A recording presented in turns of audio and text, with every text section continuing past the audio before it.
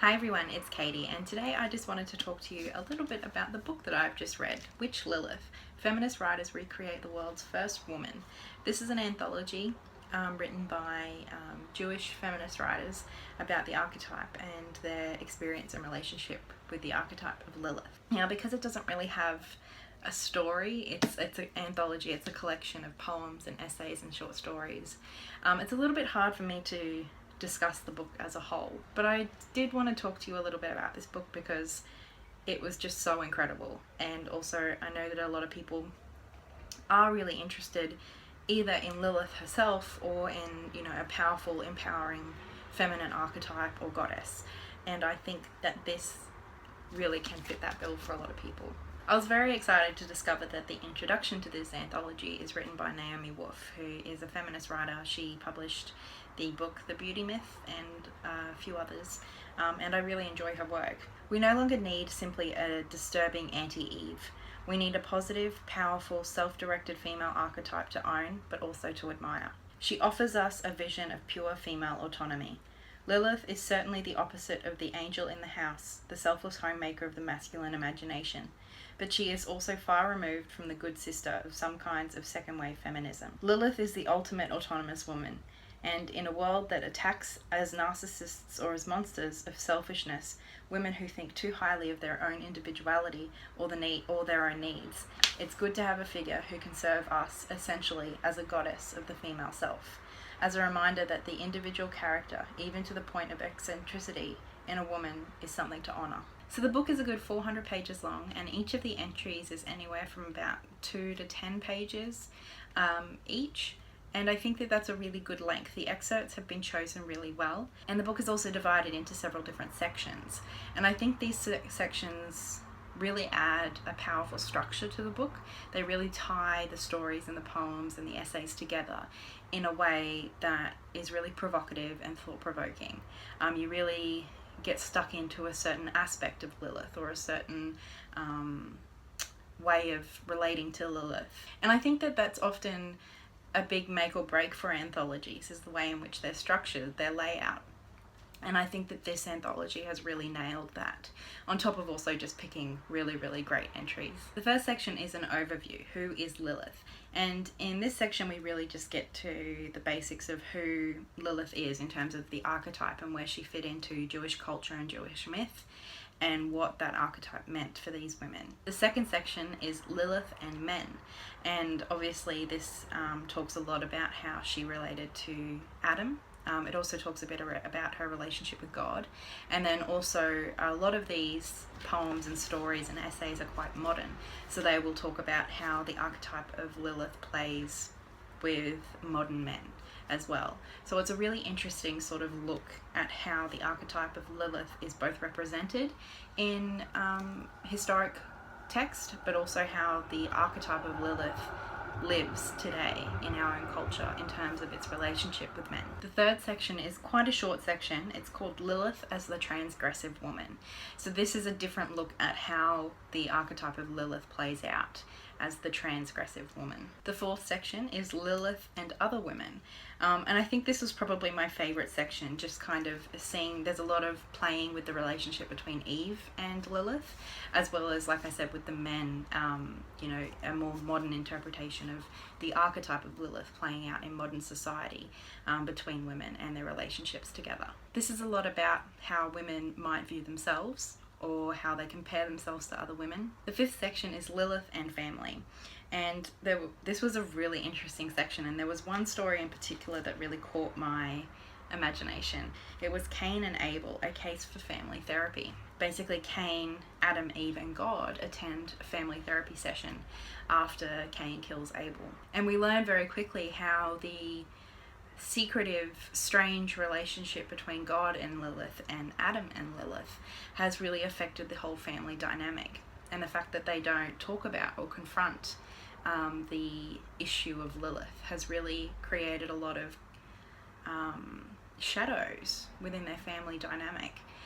So even though Lilith isn't in the story, she is, the big pivotal character, and it was just really an interesting look at how in our modern society Lilith exists so powerfully, and yet so many people don't know about her. She's not well known, she's not famous, but her archetype and her myth is such a powerful one that even if you don't really know about it, it can affect you. The 6th section is Lilith as archetype, female principle, and this starts with a summary of the Book of Lilith, which is another book that I've spoken about by Barbara Black-Coltiff, and this just really, it does touch a little bit more on like the historical and more cultural aspects of how Lilith has come to be understood. And finally, the 7th section is Lilith in Exile, and this is really an exploration of the fact that the archetype of Lilith, the goddess Lilith, the story of Lilith, has been relegated to the shadows of our societal subconscious. So in this anthology, Lilith is explored in so many different ways. She's explored in relation to Eve. She's explored as the female equivalent to God. She's explored as the sister of Adam, as the lover of Adam, as the lover of God. She's explored as the lover of Eve. She's explored in so many different ways, and her relationship with so many different people or archetypes is what makes this book so interesting, I think.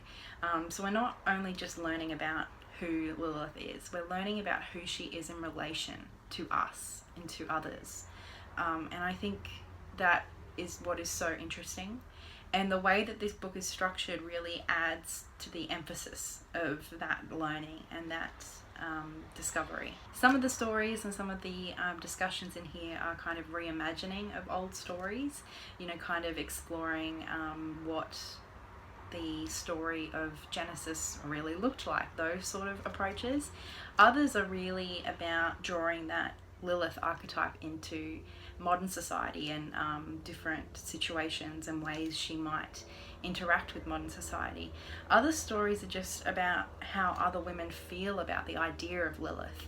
There's one story in here about how a single Jewish mother decides to call her newborn little girl Lilith, and how her mother really disagrees with that, and it's just about their discussion on the topic. So this idea of Lilith, this idea of this powerful independent woman, this idea of this goddess, this idea of this feminine archetype, whatever you want to see her as, is explored in so many different ways. We look at, you know, the scary succubus witch sort of side of Lilith, and then we also see this almost victimized woman who's cast out for simply wanting to be herself. You know, we see her in so many different ways. And to me, that is why Lilith is so interesting and empowering and exciting. It's because I do see her in all of those different ways. And a lot of the other texts that I've explored, you know, I love them and they have been really beneficial for me, but they will often view Lilith in 1, 2, or 3, you know, kind of close sort of ways.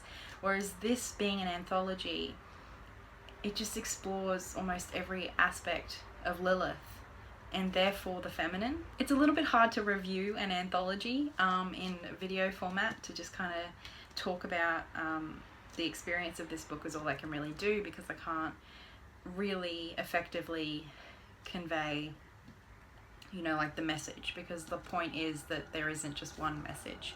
That's what an anthology is. So if you have any questions about this book at all, please leave them below and I'll get back to you as soon as I can, because yeah, like I said, it's a little bit hard to cover this book because of its nature, because it's an anthology. But if you are at all interested in Lilith, in any of her aspects, if you're interested in feminist spirituality, in goddess spirituality, in Jewish culture and history, this book is just interesting on so many levels, and I definitely highly recommend it. So if you're interested in Lilith and you can get a hold of this book, and you enjoy anthologies, you enjoy a bit of poetry, you enjoy a bit of non-fiction, a bit of fiction, this is the book to get. It's just incredible, and the women who have put this book together, I can't praise them highly enough. I think they have really made a incredible contribution to restoring and the reclaiming and the reintegration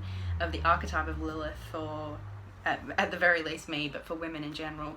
But I think they've also really done a wonderful service, as far as I can tell, to Jewish women in particular. I think, this is their story as far as they see this archetype in their culture, and being able to witness that and experience that on a small level was incredible. So let me know what you think. If you have any questions at all, please feel free to ask, and I'll get back to you as soon as I can, and I will talk to you all again very soon. Much love, guys.